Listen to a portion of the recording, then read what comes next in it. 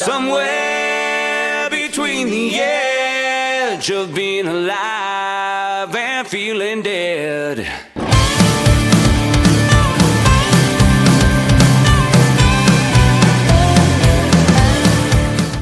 Guys, welcome back to the channel. Today we are talking about snowshoes, and I'm going to do a review of these MSR, believe they are Evo Ascents. So these are the Evo Ascents. They have these red sort of claws. We'll get a close up in a minute. They have 3 straps. I think the new design, they don't use these straps anymore. It's all one piece. I'm going to explain why I like this design better, which is the old design. These are the Trails, and the main difference between these, this has 2 straps, still has this claw, but it's not painted red. But at the same time, there's a Televator here. That's what this is called. We'll get into that, and this does not have the Televator. We have Adventure Dog here checking out the video. So anyways, we are going to talk about why I like these MSRs, and just to say, whether you get the 3-strap or the 2-strap, it really depends on your level of difficulty when you go snowshoeing. For mountaineering, well, not mountaineering, but snowshoeing in steep mountains and that kind of terrain, more aggressive terrain, good to go with the 3 straps. If you're just starting out, or even just light climbing and stuff like that, these are probably fine. And just, we're going to compare. These are Costco snowshoes, which I had purchased 3 years ago. That's where I started off with the Costco snowshoes. We're going to talk about the differences. So first, let's get into my favorite snowshoes, and these are the Evo Ascent is what these are called.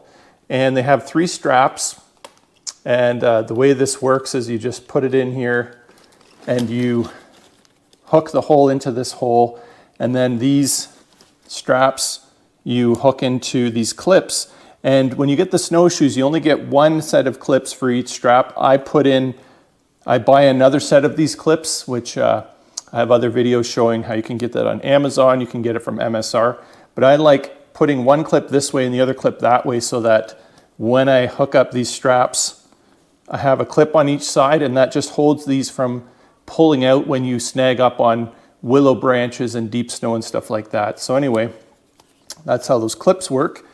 And the way this works, you put your shoe in this way, you strap on these straps, and this back strap as well has the same clip system where, and I again do double clips, so it's hard to pull out in snow and branches. So anyway, and as you walk, right, this claw system moves with you as you walk through the snow.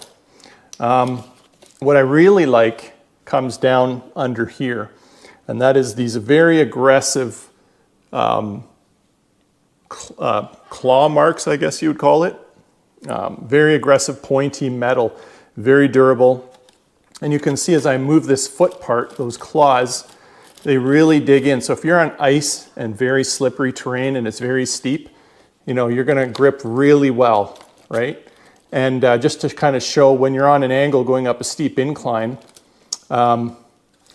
sometimes you can pop up, if your snowshoes have this option. MSR calls this the Televator, but other snowshoe brands have this too. You can put this up so that your heel kind of rests on this, so your heel's not going down so much, and that can save you a bit of energy as you're going up a steep incline. Personally, I hate this. Almost never use it. I like it, but I don't like it when you get on flat ground, because now your heel is up, and always having to put it down and put it up, it's just a big hassle, so I just end up not using it. Anyways, so that's kind of how this works. Now, you'll see in some of my video clips and pictures, really the only damage I've ever had was on some of this rubber. There's these grommets here, 1, 2, 3, 4, 5, 6, that hold this metal plate underneath, hold this rubber mounting system on. And in really extreme use, I've had this grommet come out once. It was covered under warranty and not a problem, so that was good. but really good design. A lot of people who go in the mountains use these. And with this aggressive rail system, very pointy, and you can see this has been through probably 1,000 or more kilometers of snowshoeing. It's holding up pretty good. And so this is how long it is. Let's compare that to these Costco snowshoes. So I'm going to talk about this. So I do have some extensions that go on the back here called Tails. And that extends this so it's about as long as this. I have those, but I never use those either. And why I don't like using the Tails even in deep snow is that there has a tendency for, the back end to kind of, it has more surface area and the front end sinks more. So you're doing this a lot more and it becomes very annoying.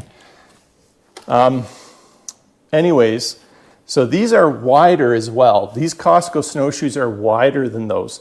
So your feet have to be wider apart, but these float on deep snow really well. But what I don't like is this harness system is really easy to use, which is good. But what I've found is you just kind of pull on this and these straps just kind of snap in and it holds your boots in well. But in cold weather, these just snapped off. As you go to cinch this plastic stuff, when it's minus 15, minus 20, it just snapped. And so that's not good when you're out in the backcountry. The other thing is not very aggressive underneath here. So yeah, there's some claws here, but not on the sides like we have on the MSRs. And that makes a big difference when you're in slippery conditions.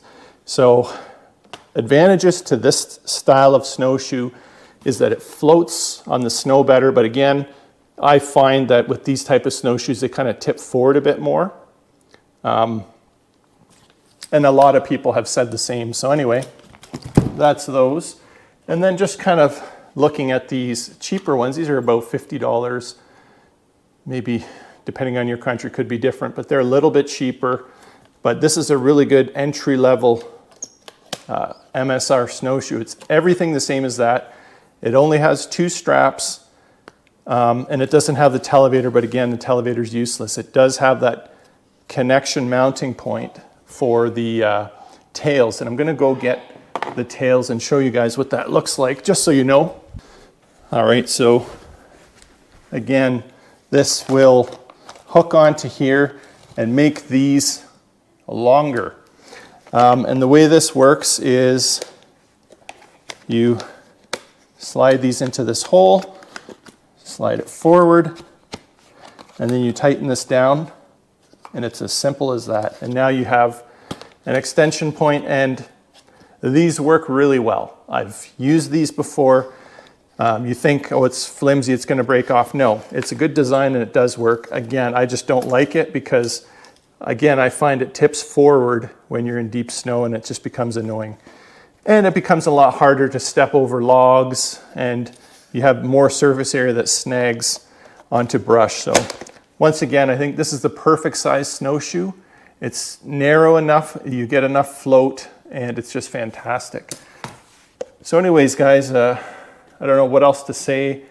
Definitely my favorite snowshoe, the Evo Ascent. This one is just the Evo, shows on the sticker here, so that's the Ascent. This is just the Evo. I think some places they call this the Trail, I'm not sure. But a really great snowshoe, I really like them, and really worth the price. And the warranty is pretty good. Like I said, when I brought it to the store, when this system broke, they said no one's ever brought the snowshoes in for the last 8 years. I was the first person, so it goes to show how much I snowshoe.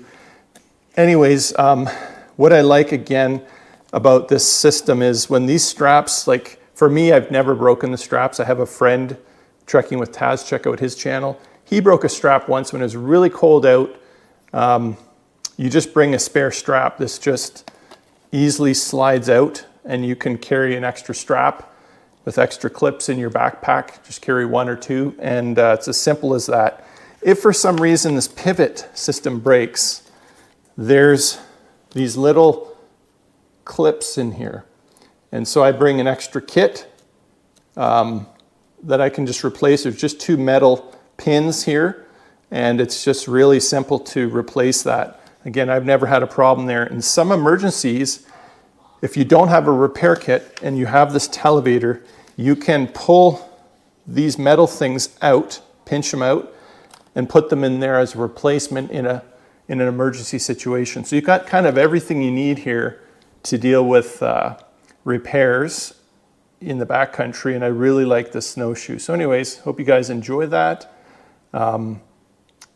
Let me know if you have any questions, and this is the snowshoe that I use. Definitely my favorite, and I know a lot of other serious backcountry users use the same.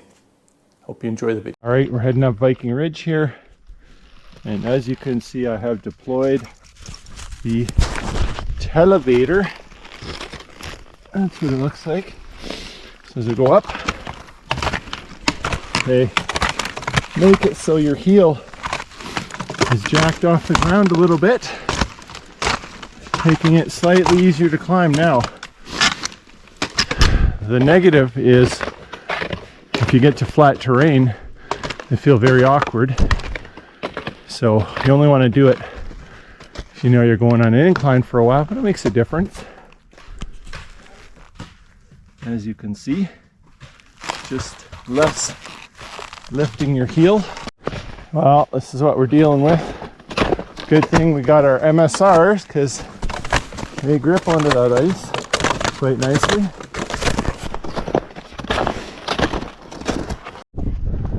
Here we go.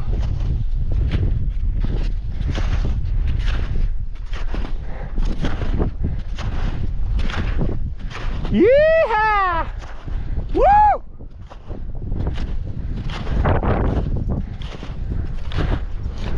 Right here, Gerald. Well, so far pretty good.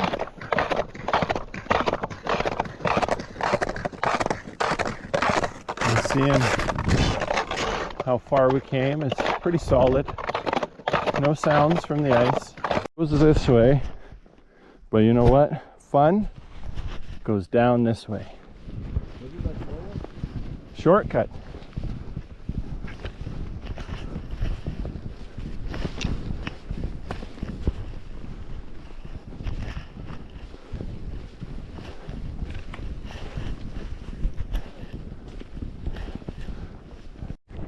Good girl, you breaking trail? What do you think, doggy? Are you up to the challenge? No, you go, daddy. Oh, maybe she is. I got it, Penny, don't worry. Because she goes out and she goes, that's not fun. Pretty deep. Especially for a pipsqueak little dog.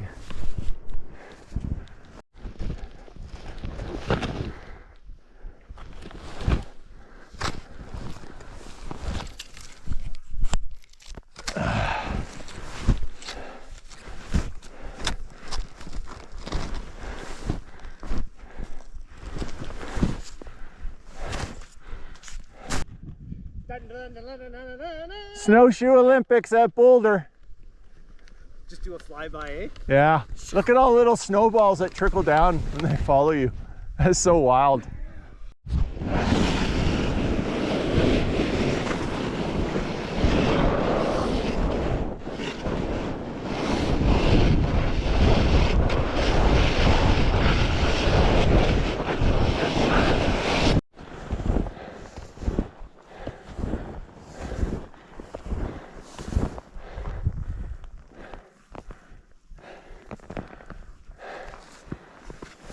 All right, guys, so you see this? There's a little tree down there, and I mean, it's up to past my knee here because of the stupidity. And I mean, this whole road is covered in this.